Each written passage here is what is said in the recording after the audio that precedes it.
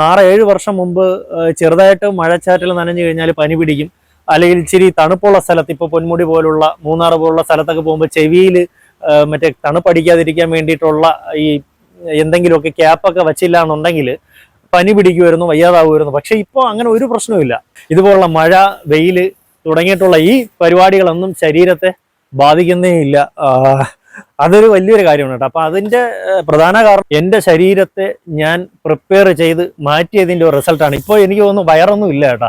Early മോർണിംഗിന് കഴിക്കും എന്ന് വെച്ചാൽ രാവിലെ ഒരു 5:45-6 മണിക്കകത്ത് ഞാൻ ഉണരും.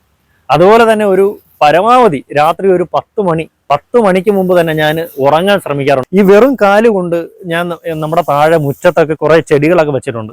അപ്പം അതിൻ്റെയൊക്കെ ഇടയിൽ കൂടെ ഞാൻ ഈ ചെരുപ്പിടാതെ ഞാൻ നടന്ന് തുടങ്ങി. ഈ ചെടികളുടെ ഇടയിലൊക്കെ ഒരു 10-20 മിനിറ്റ് അവരുടെ ഇടയിലൊക്കെ ഞാൻ ഇങ്ങനെ ചെലവഴിക്കുമായിരുന്നു. വേറെ ഒന്നുമില്ല, പ്രത്യേകിച്ച് കൃഷിയും കാര്യങ്ങളൊന്നും ചെയ്യാറില്ലെങ്കിലും ഞാൻ ഈ നഗ്നവാദനായിട്ട് വെറും നമ്മുടെ ഈ കാലുകൊണ്ട് ഞാൻ ഇങ്ങനെ നടക്കുമായിരുന്നു. അതിൻ്റെ ഇടയിലൊക്കെ ഇങ്ങനെ നടക്കും.